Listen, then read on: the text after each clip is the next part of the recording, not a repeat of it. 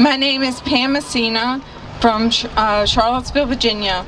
My abortion experience began many years ago when I was engaged to be married, and one evening I was raped. Not long after, I found out I was pregnant. I was devastated and emotionally distraught. I was so scared and didn't want to have an abortion. I cried for days and was told I needed to hurry up and make a decision. I was tormented by wondering if it was just tissue, as the abortion industry stated back then, or if it was a real baby. I told my fiancé about the rape and pregnancy. He was very upset, but he told me he would support me. However, he became very conflicted about whether he thought I should abort or have the child. So I thought that he would leave me during the pregnancy and my child wouldn't have a father. For this and many other reasons, I decided abortion was the answer to my problem. However, immediately after aborting, the very second they took my baby, I knew that it was a big mistake, but it was too late.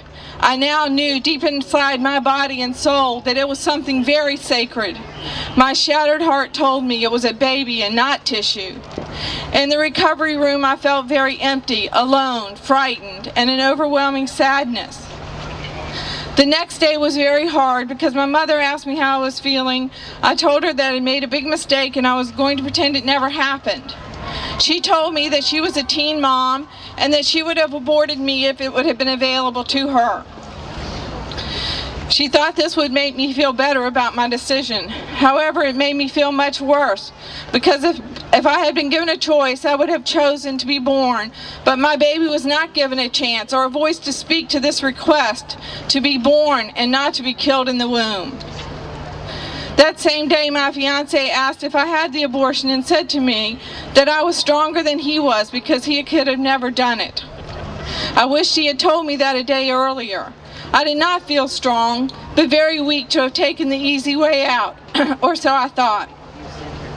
Again, I felt this horrible regret and sadness. You see, abortion wasn't the answer to my problem. It just compounded it. I now had two traumas to deal with, the rape and dealing with the guilt and sorrow that I had killed my own child. A week or two later, I was married and tried to be happy, but began to suffer from depression. When I got pregnant again within a year, I began to have complications and thought I was having a miscarriage. I was so distraught because I thought I was going to lose this baby I wanted so much as punishment for what I had done to the previous one. However, the complications stopped, but I constantly worried throughout the pregnancy. Thank God I was blessed with a healthy baby, but I suffered with depression and anxiety a few months after delivery and couldn't figure out why. A few years later, I had another child and also worried throughout the pregnancy. But once again, I was blessed with a healthy baby, but I again suffered with bouts of depression and anxiety after delivery. I started having recurring nightmares about a baby who was in my care that was dying from starvation, and because I had neglected to feed it. I then had to explain to the parents what happened to their child. It was horrible. A few years ago, I started volunteering at my local pregnancy because I knew I had been very wounded because of my abortion, and I wanted to help others choose life. I would become very upset by the women and men who would call the helpline. So I realized that I needed to deal with my own feelings about my own abortion before I could effectively help others. I attended a Rachel's Vineyard retreat for post-abortive women. It was very difficult to face my feelings of pain from the rape and guilt, shame, and sorrow from having the abortion.